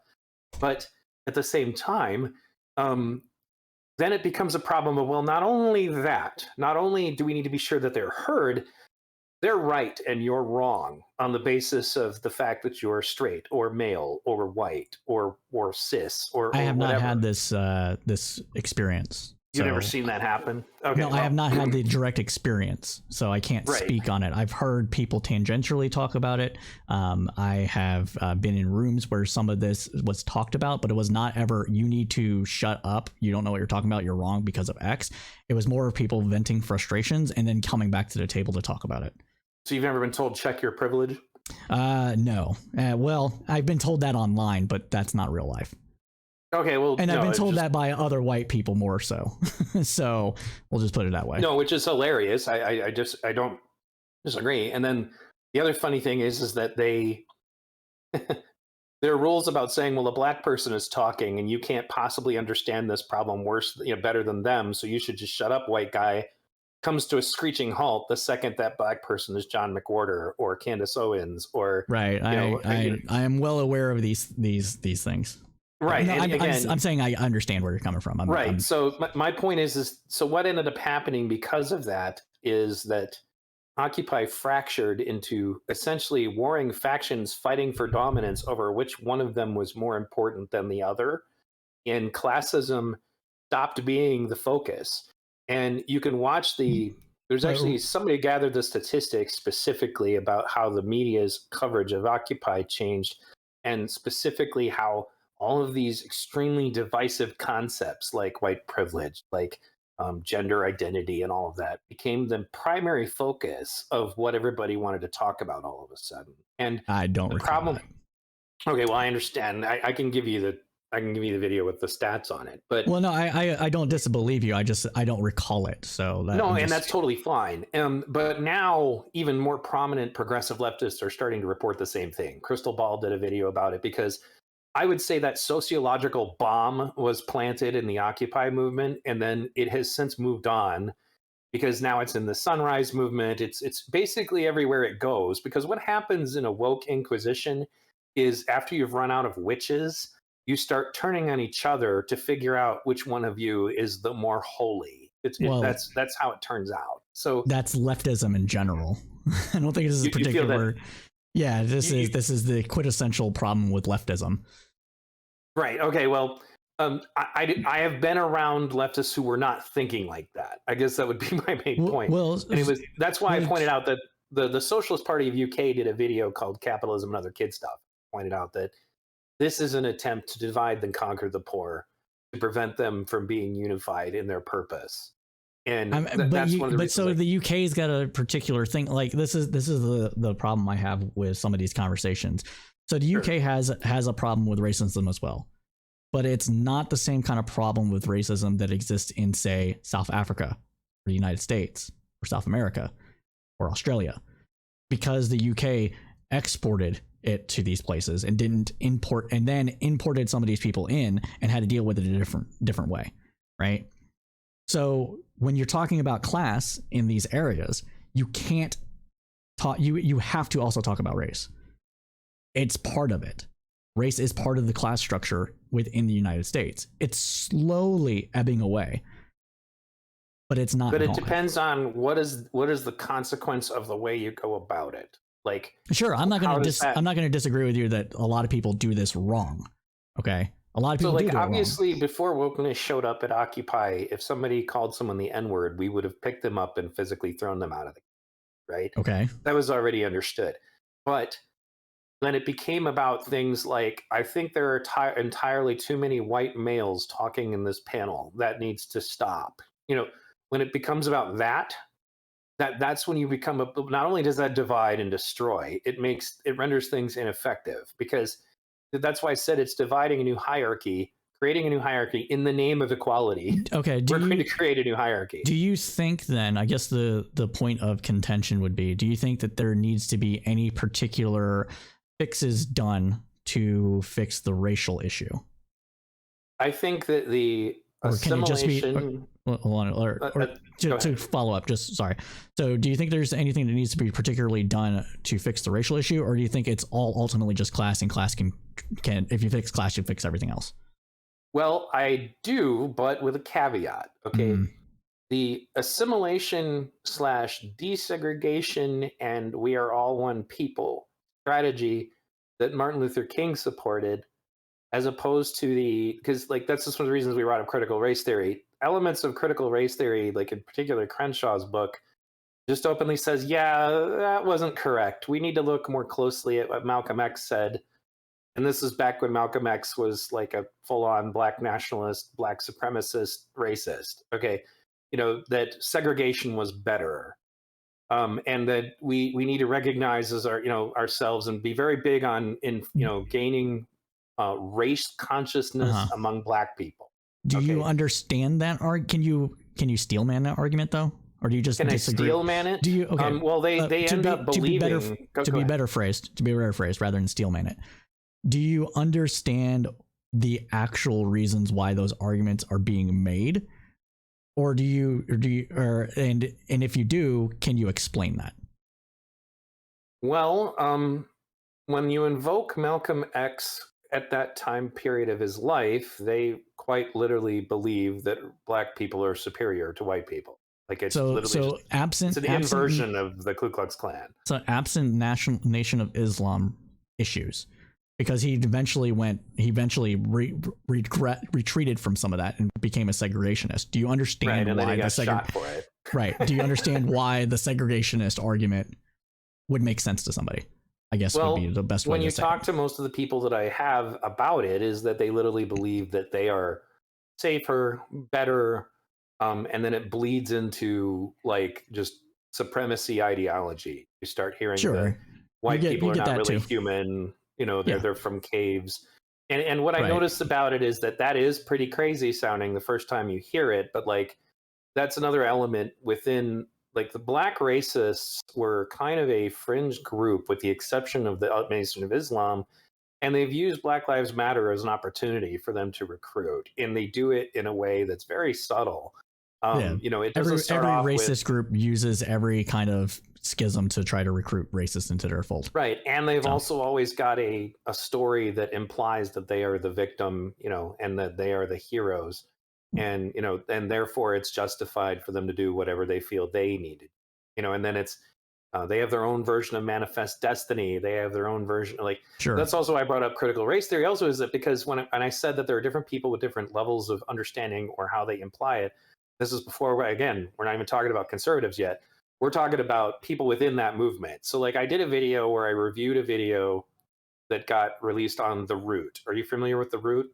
I do. I am familiar with Root. Yes. Yeah, it's like kind of like a black like BET for YouTube, so to speak, but considerably. I would call them more radical. But Yeah, they're lefty. Yeah. Yeah. So, but the point is that it's meant to be a Black Issues Network. They brought on Brittany Cooper, who is a Rutgers professor who has done TED Talks on these topics before. And among the things that she said was that, critical race theory is an accurate understanding of history, and that's why people oppose it.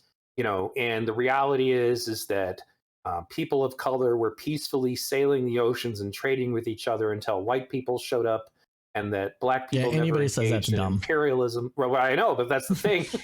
she's an academic who's teaching this stuff in colleges right now. Like that's the reason they brought her on the route, right? Sure. I agree with you that that's ridiculous. It doesn't change the fact, unfortunately, that there are a lot more people who feel that way than we tend to know, and just like any other cult, they start you with the really easy to grasp stuff, and then it starts to evolve as you get more and more radicalized, and that's when you start hearing that could melanin theory. That could be applied to not Marxist, but leftist ideology in general, right?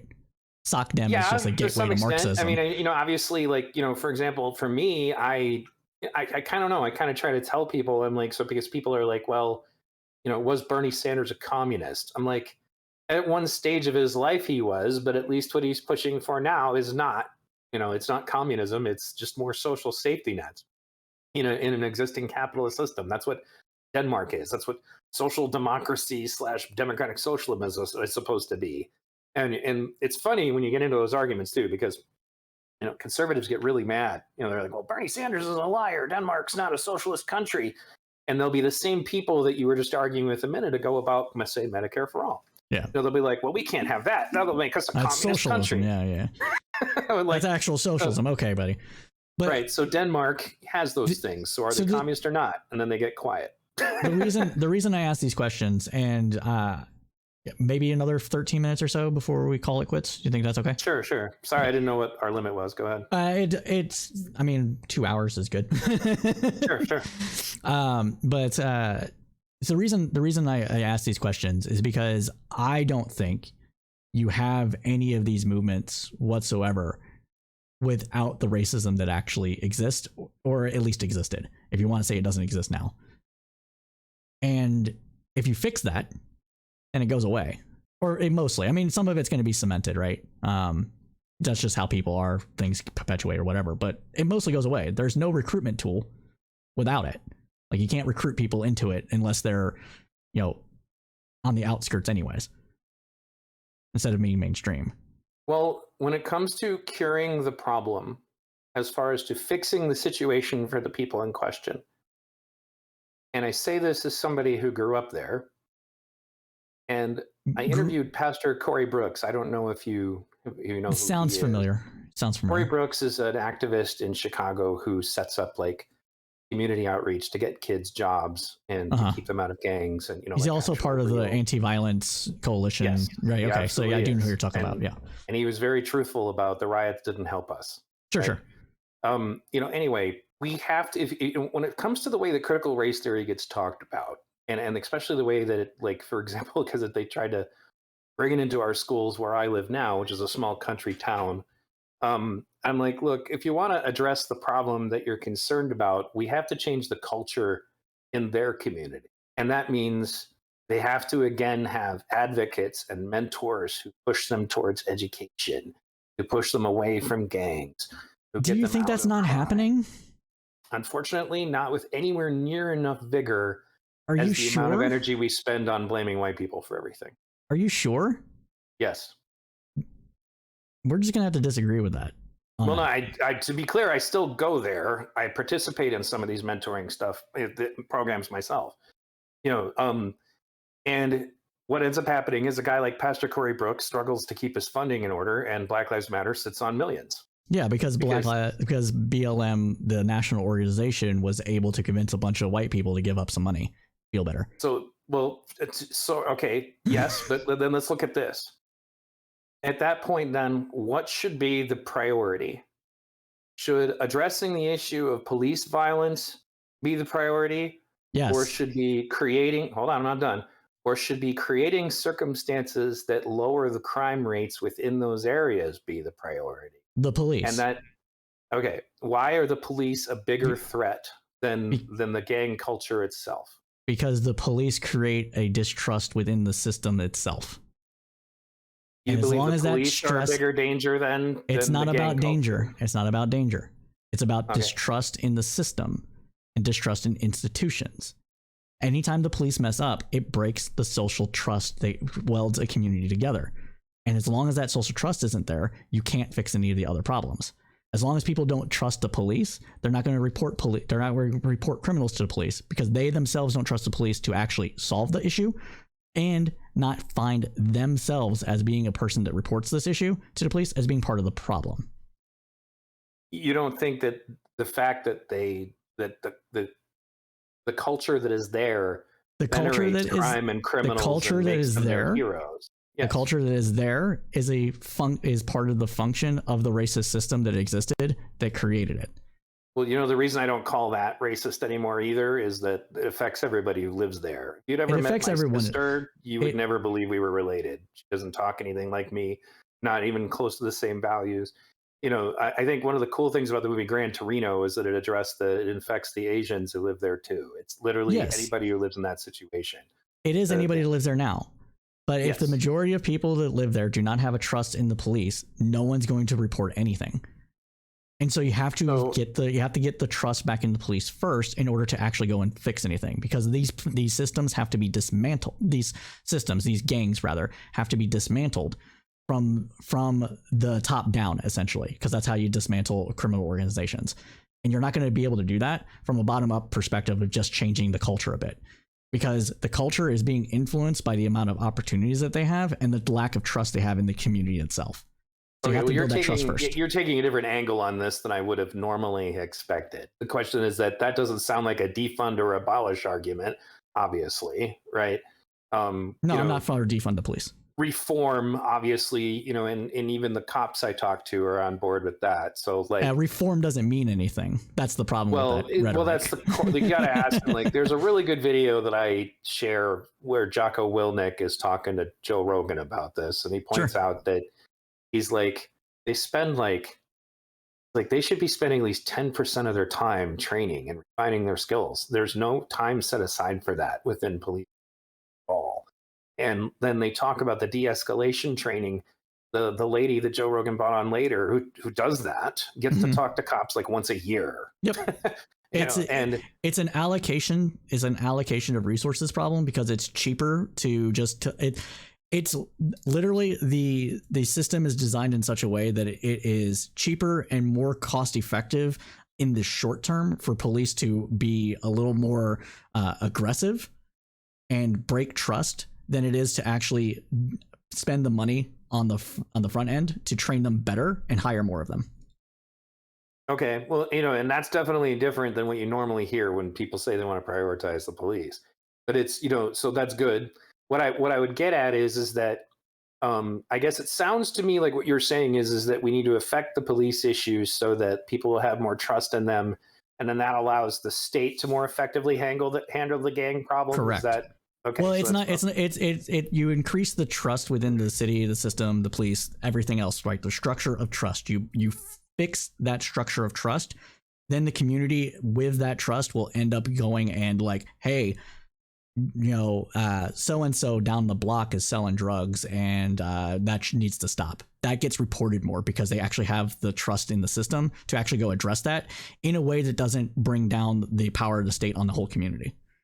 So then the question then also becomes at that point, I've said this for a while, people don't even know or don't think about the fact that they elect their sheriff. Right. What if more effort was put into electing and campaigning for sheriffs that will help to solve the problems you're talking about, instead of emphasizing a lot on yelling and screaming about the latest person who got shot? A lot of people, the latest person that got shot is an immediate fix that needs to happen now. And so that's the issue, right? A lot of people, we don't have good civics education within the United States. You haven't had it in decades, 40 years plus, I would say. And so people don't know what sheriffs do. That's a problem.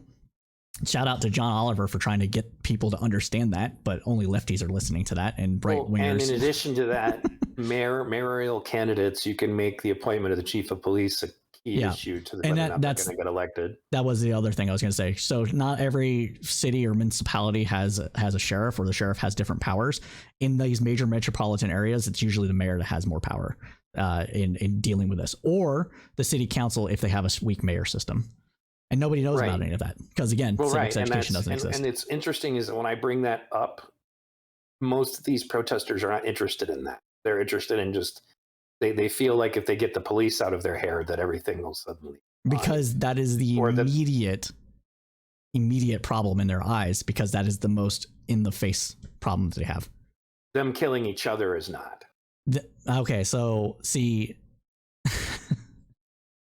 I mean, I understand where you're coming from, so I'm not gonna. This is why I said the gang element is a bigger problem, in my opinion. The gang element wouldn't necessarily exist if there was a stronger social trust within the city, in my opinion.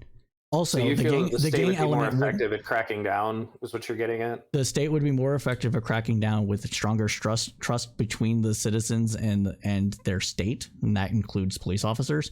There would also be less of a gang problem had there been actual investment in these communities directly, rather than just letting them basically be on their own after literal centuries of oppression. How do you get people to invest in community? That's a tough one. Well, here's a good one for you, because it's relevant to what we were talking about. Does burning down a city make people more interested in investing in it? But the burning down the city is so this is the thing. So burning down the city is the culmination oftentimes of all these issues coming to a head and it causing violence. It's not that these people are doing it to get fixes. They're doing it because they're venting a frustration.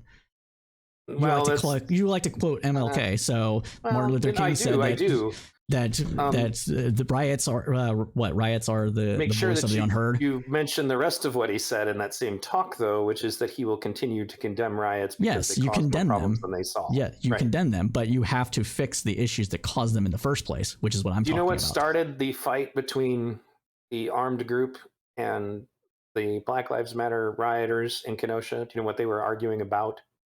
I don't know exactly what you're referring to, so I can't say. But what actually started the conflict? Because if you watch all of the raw video, initially they're like, "Oh, okay, you guys are just here. Okay, that's cool."